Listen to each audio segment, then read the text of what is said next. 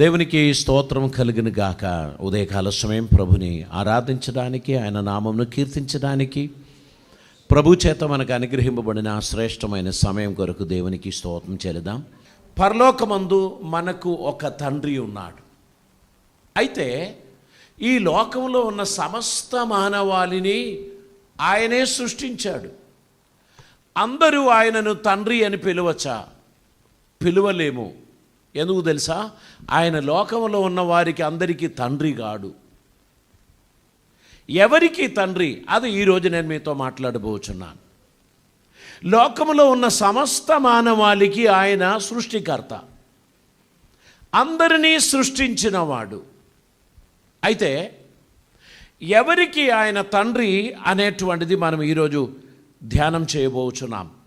మత్తయి సువార్త 7వ అధ్యాయం 21వ వచనంలో ఒక మాట ఇలా ఉంది: నన్ను ప్రభువా ప్రభువా అని పిలుచు ప్రతి వాడును పరలోక రాజ్యంలో ప్రవేశింపడు గాని పరలోకమందున్న నా తండ్రి చిత్త ప్రకారము చేయువాడే ప్రవేశించును.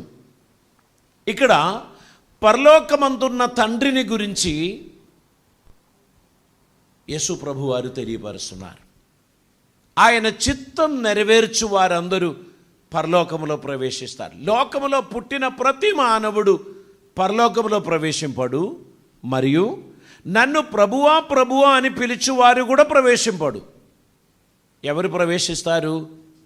పరలోకమందున్న నా తండ్రి చిత్త ప్రకారం చేయువాడే ప్రవేశిస్తాడు. అపోస్తల కార్యం 17వ అధ్యాయం 24 నుంచి కొన్ని వచనాలు మనం చదువుదామండి. జగత్తును అందలి సమస్తమును నిర్మించిన దేవుడు, జగత్తును అందులోనున్న సమస్తమును నిర్మించిన దేవుడు తానే ఆకాశమునకును భూమికిని ప్రభువై ఉన్నందున హస్తకృతములైన ఆలయములో ఆయన నివసింపడు. ఆయన అందరికిని జీవమును ఊపిరిని సమస్తమును దయచేయువాడు గనుక తనకు ఏదైనను కొదువై ఉన్నట్టు మనకు ఏదైనను కొదువై ఉన్నట్లు మనుషుల చేతులలో సేవింపబడువాడు కాడు. మరియు యావత్ భూమి మీద కాపురముండుటకు ఆయన ఒకని నుండి ప్రతి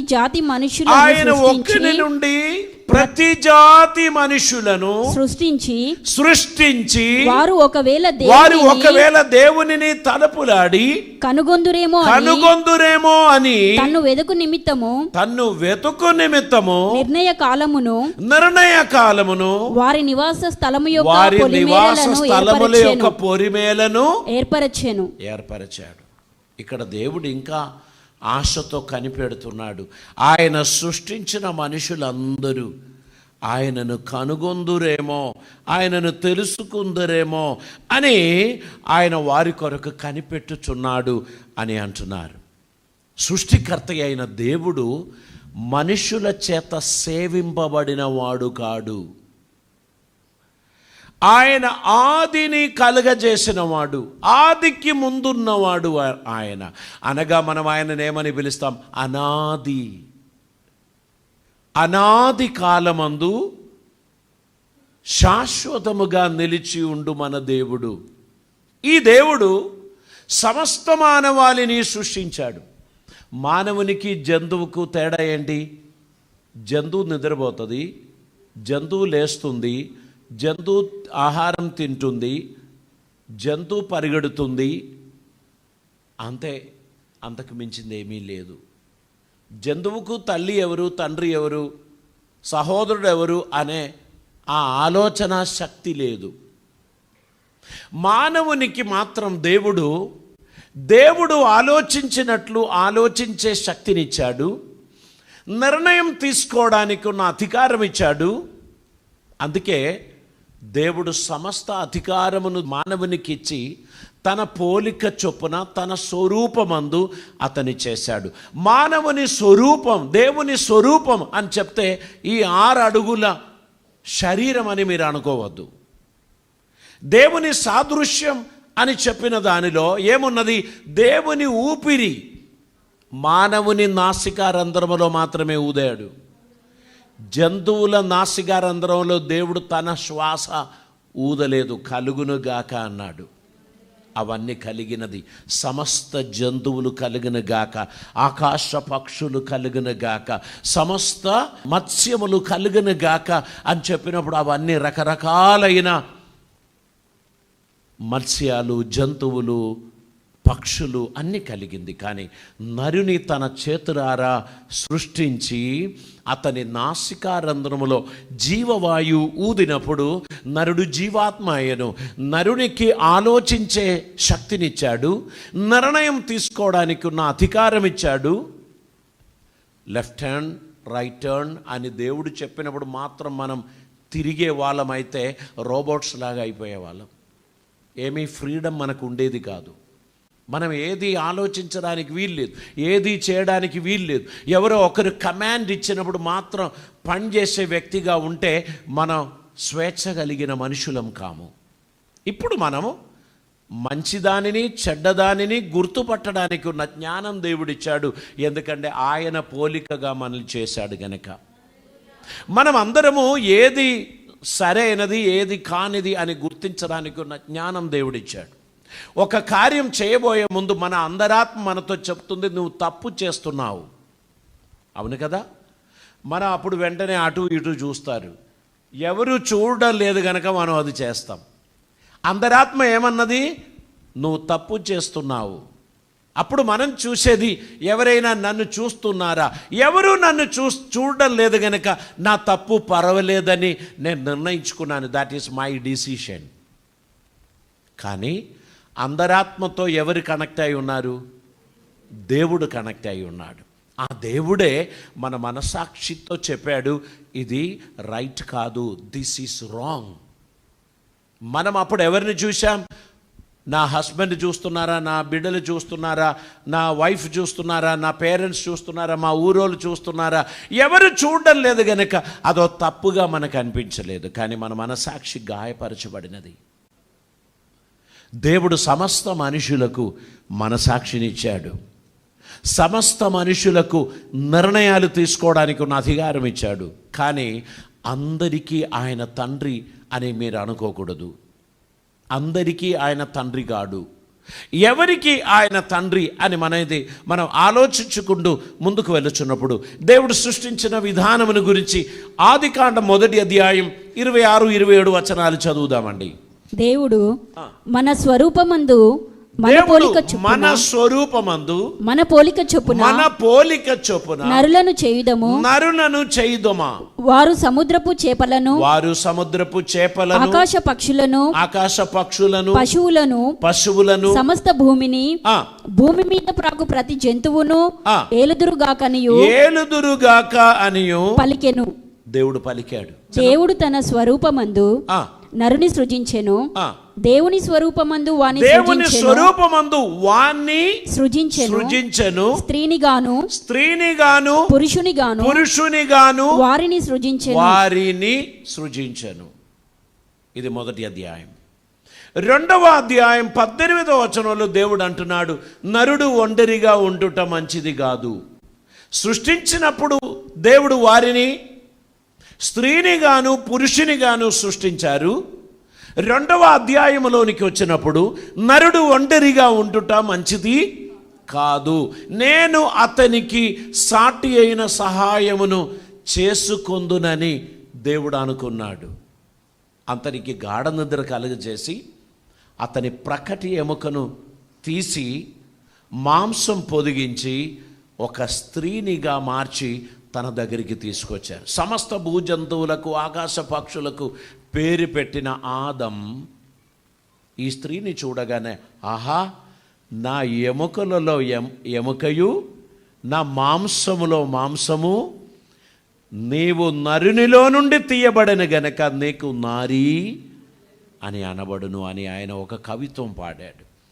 ఏ పక్షిని చూసి కూడా అలా చెప్పలే, ఏ జంతువును చూసి కూడా అలాగా చెప్పలేదు. ఆ స్త్రీ రూపమును చూచినప్పుడు నా ఎముకలలో నుండి ఒక ఎముకయు, నా మాంసములో నుండి మాంసము అని ఆయన కవిత్వం పాడి ఆ స్త్రీని తన సొత్తుగా, తన సొంతంగా చేర్చుకున్నాడు. ఇదే దేవుడు చేసినటువంటి కార్యం.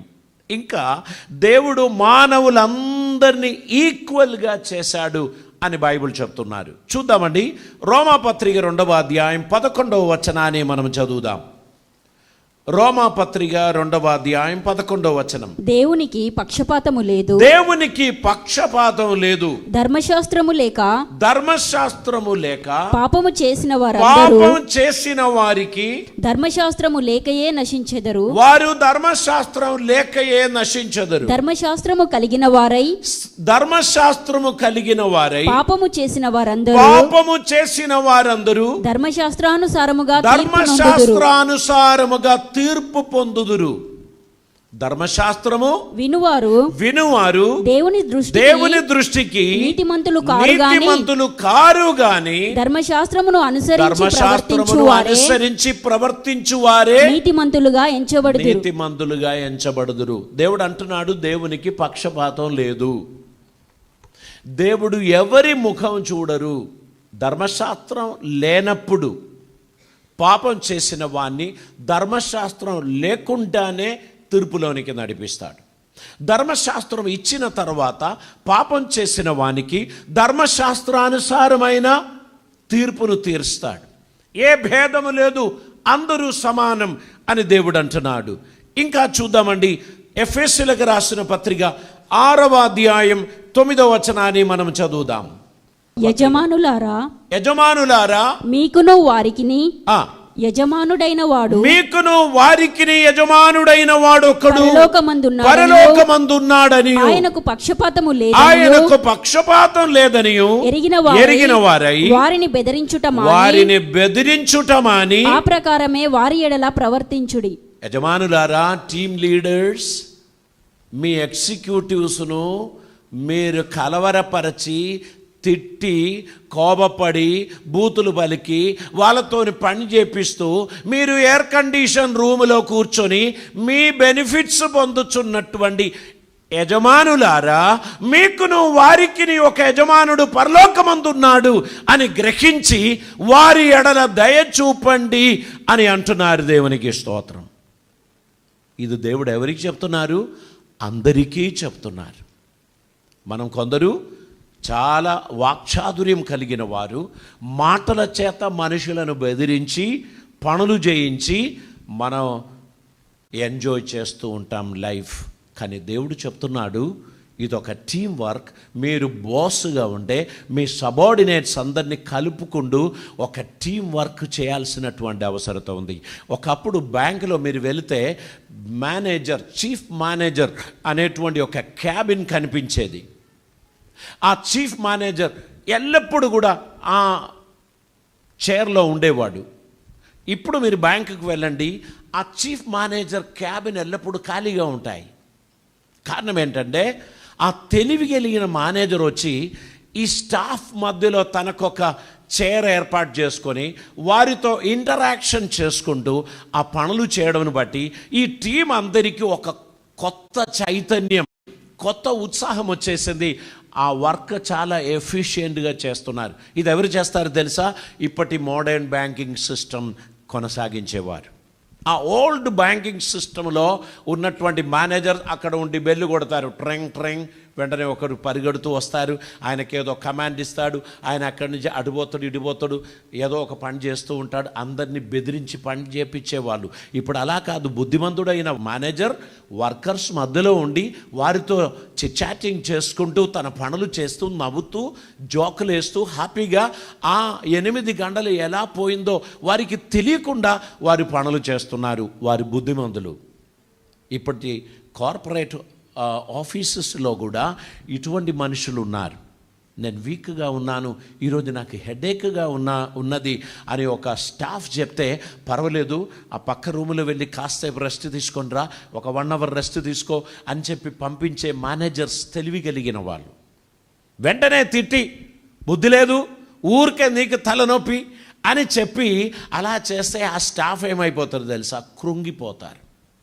ఈ మూర్ఖుడు ట్రాన్స్ఫర్ అయితేనే బాగుండేదని అనుకుంటూ ఉంటారు. ఈ కాలంలో చిరునవ్వుతో పనులు చేయించడం, కలిసి పని చేయడం ఇదొక అద్భుతమైన టీం వర్క్. దేవుడు మనలని సమానంగా చేశాడు. దేవునికి పక్షపాతం లేదు. దేవుడు అందరినీ కూడా ఆదరించడానికి ఇష్టపడుచున్నాడు. 1 పేతురు గ్రంథం 1వ అధ్యాయం దాని 17వ వచనం ఒకసారి చదువుదామండి. 1 పేతురు గ్రంథం 1వ అధ్యాయం 17వ వచనం. పక్షపాతం లేకుండా క్రియలను బట్టి ప్రతివానికి తీర్పు తీర్చువాడు తండ్రి అని మీరు ఆయనను ప్రార్థన చేయుచున్నారు గనుక మీరు పరదేశులై ఉన్నంత కాలము భయముతో గడుపుడి. మన తండ్రి పక్షపాతం లేనివాడు. ఇంకొక ప్రత్యేకత కూడా ఉంది. రోమాపత్రిక 3వ అధ్యాయం 23వ వచనంలో మనం చదువుచున్నాం, ఏ భేదము లేదు, అందరూ పాపము చేసి దేవుడు అనుగ్రహించు మహిమను పొందలేకపోవచ్చున్నారు. ఏ భేదము లేదు, అందరూ పాపము చేసి దేవుడు అనుగ్రహించు మహిమను పొందలేకపోవచ్చున్నారు. కనుక సర్వమానవాళిని ఒకే త్రాసులో దేవుడు కొలుస్తున్నారు, ఒకే కొలమానముతో దేవుడు కొలుస్తున్నారు. దేవుడు అంటున్నారు, అందరూ పాపం చేసి దేవుని కృప పొందలేకపోవచ్చున్నారు అని. దేవుడు సర్వమానవాళికి ఈక్వల్ స్టాటస్ ఇచ్చి వారికి అందరికీ రక్షణ పొందడానికి, అందరికీ పాప విముక్తి పొందడానికి ఒక ఆప్షన్ ప్రభు అనుగ్రహించారు. 6వ అధ్యాయం 23వ వచనంలో మనం చదువుచున్నాం రోమాపత్రిక, ఏలయనగా పాపము వలన వచ్చు జీతం మరణము, అయితే దేవుని కృపావరము మన ప్రభువైన క్రీస్తు యేసునందు నిత్య జీవము. చూడండి, అందరూ సమానముగా పాపమునకు బానిసలైపోయారు. దేవుడికి పక్షవాదం ఏం లేదు, వీళ్ళు మా వాళ్ళు, వాళ్ళు మీ వాళ్ళు అని చెప్పడానికి ఏం లేదు. సర్వమానవాళిని సృష్టించిన దేవుడు సర్వమానవాళి కొరకు రక్షణను ఓపెన్ చేశాడు. అందుకోసం ఏం చేశాడు, యేసుక్రీస్తుని ఈ లోకంలోనికి పంపాడు. యోహాను సువార్త 3వ అధ్యాయం 16వ వచనంలో మనం చదువుచున్నాం, దేవుడు లోకమును ఎంతో ప్రేమించను కాగా ఆయన తన అద్వితీయ కుమారునిగా పుట్టిన వాని యందు విశ్వాసముంచు ప్రతివాడును నశింపక నిత్య జీవం పొందినట్లు ఆయనను అనుగ్రహించను. ఎవరికి అనుగ్రహించారు? సర్వలోకానికి అనుగ్రహించారు. ఇక్కడ పక్షపాతం లేదు, దేవునికి పక్షపాతం లేదు. సర్వమానవాళి రక్షింపబడాలని తన ప్రియ కుమారుని ఆయన రుక్తినిగా చేశాడు, పాపముగా చేశాడు, ప్రాయశ్చిత్తముగా చేశాడు.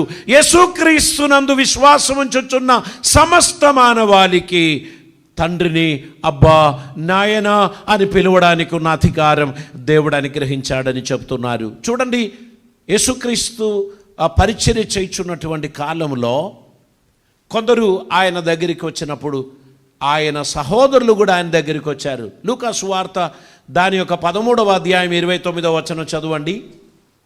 మరియు జనులు తూర్పు నుండి పడమట నుండి ఉత్తరము నుండి దక్షిణము నుండి వచ్చు దేవుని రాజ్యమందు కూర్చుందురు. దేవునికి స్తోత్రం. ఇక్కడ ఏమంటున్నారు? దేవునికి పక్షపాతం లేదు.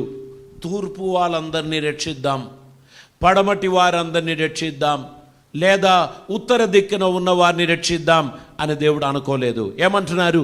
మరియు జనులు తూర్పు నుండి పడమటి నుండి ఉత్తరము నుండి దక్షిణము నుండి వచ్చి దేవుని రాజ్యమందు కూర్చుందురు. దేవునికి స్తోత్రం. ఈ ఆప్షన్ అందరికీ దేవుడిచ్చాడు.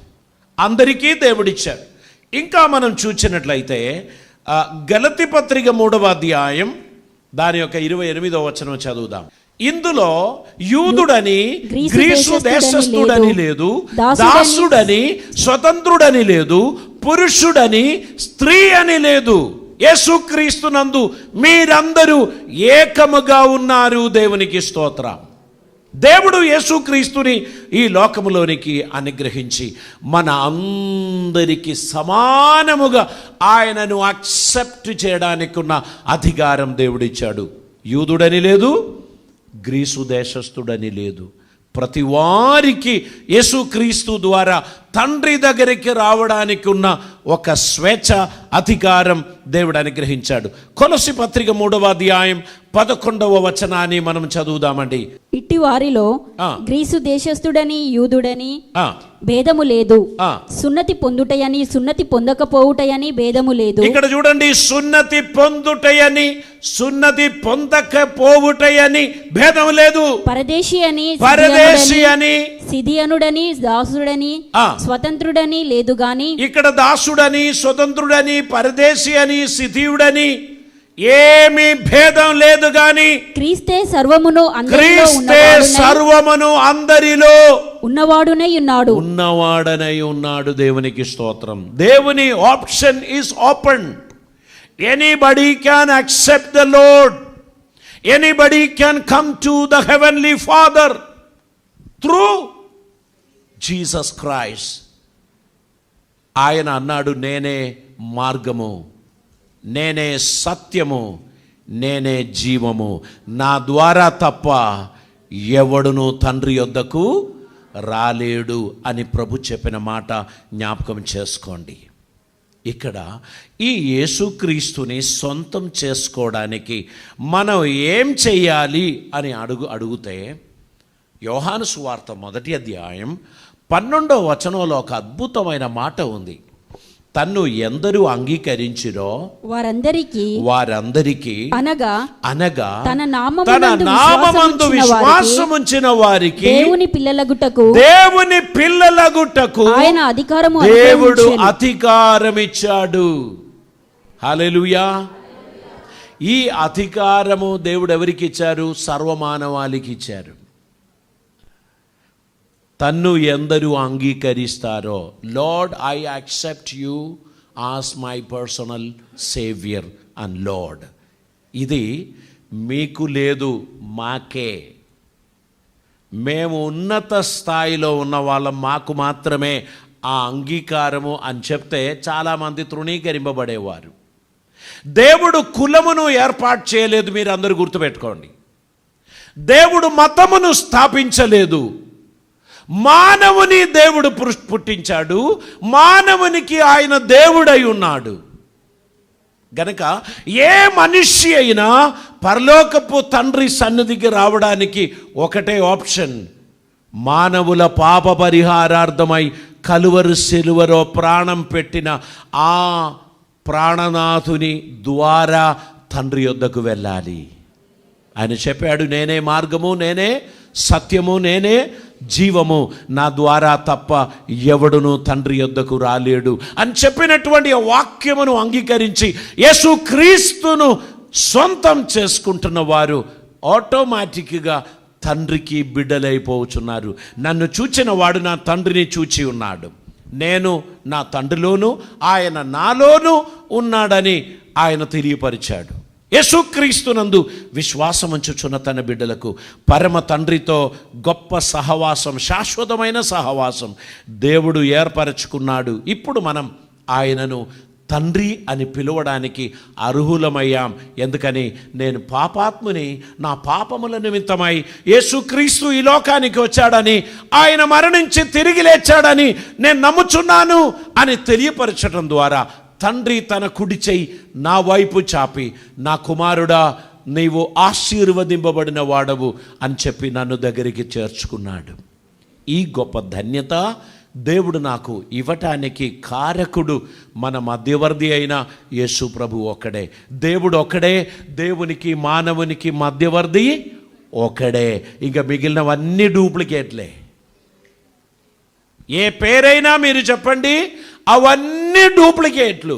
అది ఏది కూడా మధ్యవర్తులు గారు. బైబిల్ చెప్తున్నారు, దేవుడు ఒక్కడే, దేవునికి మానవునికి మధ్యవర్తి ఒక్కడే, ఆయన మన ప్రభు అయిన యేసుక్రీస్తు. ఎందుకని? ఆయన 33.5 సంవత్సరాలలో తన విలువైన ప్రాణం మన కోసం అర్పించాడు. తన విలువైన రక్తం మన పాపములను కడిగివేయడానికి ఆయన దారబోశాడు. అటువంటి వారు ఇంకొకరు ఈ ప్రపంచంలో ఎక్కడా లేరు. మీరు ఎక్కడైనా తిరగండి, యేసు చేసిన త్యాగానికి సమమైన త్యాగం చేసిన వారు ఒకరూ మీకు దొరకరు గనక మనకు ఒకే ఒక్క మధ్యవర్తి, మన పాపములు పరిహరించిన, ప్రాయశ్చిత్తం చేసిన మన రక్షకుడు, మన ప్రభు ఒక్కడే. ఆయన ద్వారా తండ్రిని వేడుకోవడానికి, తండ్రిని సమీపించడానికి మనకు కృప అనుగ్రహించారు. ఈ విషయంలో మీకున్న డౌట్స్, మీకున్న ఆ అయోమయత్వం అది తొలగిపోవాలి. మీరందరూ క్లారిటీగా, ఓహో ఈరోజు నేను ఈ సత్యాన్ని అర్థం చేసుకున్నాను అని అనుకున్నట్లయితే మళ్ళీ నువ్వు పోయి ఆ కాడి క్రింద చిక్కిపోవద్దు. బైబిల్ చెప్తున్నారు, మీరు సత్యం గ్రహింతురు, సత్యం మిమ్మల్ని స్వతంత్రులుగా చేస్తారు. పరిశుద్ధాత్మ వచ్చినప్పుడు ఆయన మిమ్మల్ని సర్వ సత్యములోనికి నడిపిస్తాడు. ఈ సత్యం గ్రహించిన తర్వాత ఇంకా నీ ద్వాస్యమును కాడి క్రింద ఎలా ఉండగలుగుతావు? ఈ సత్యమేనాడు నీ హృదయానికి తేటగా తెలపబడిందో ఆ రోజు నీ హృదయం దేవునికి అంకితం చేయాలి. ఆయన నీ హృదయములోనికి వచ్చి నిన్ను అద్భుతంగా నడిపించడానికి ఆయన ఇష్టపడుచున్నాడు. దేవునికి స్తోత్రం. ప్రభు సన్నిధిలో సమర్పిద్దాం, తల్లు వంచుదాం, ప్రార్థన చేద్దాం. ప్రభువా, నేను నీ సన్నిధికి వచ్చుచున్నాను, నా జీవితం నీకు అంకితం చేస్తున్నాను. ఇంత మంచి తండ్రి నా కోసం ఉన్నాడని తెలియపరిచినందుకు స్తోత్రం. నీ అడుగుజాడలో నడిచే ధన్యత నాకు దయచేయండి. నిన్ను డిసప్పాయింట్ చేయకుండా, నిరాశపరచకుండా, నీకు ప్రియమైన కుమారునిగా, కుమార్తెగా నడవడానికి నాకు సహాయం చేయండి అని ప్రార్థన చేయండి. పరిశుద్ధుడైన తండ్రి, కృపామయుడా, నీకే వందనాలు.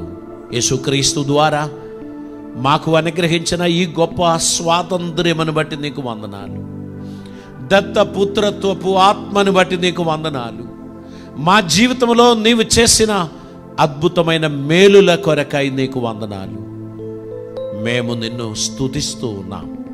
కరుణించి కాపాడి నీ రాకడ పర్యంతం నమ్మకస్తులుగా మమ్మల్ని నిలబెట్టమని ప్రార్థిస్తున్నాం. కృపలతో నింపమని, అద్భుతములు జరిగించమని, మీ సాక్షులుగా మమ్మల్ని వాడుకొనమని, నీ దీవెన మా జీవితంలో అనుగ్రహించమని యేసయ్య పవిత్ర నామమున అడిగి ప్రార్థిస్తూ ఉంటున్నాం పరమ తండ్రి. ఆమేన్.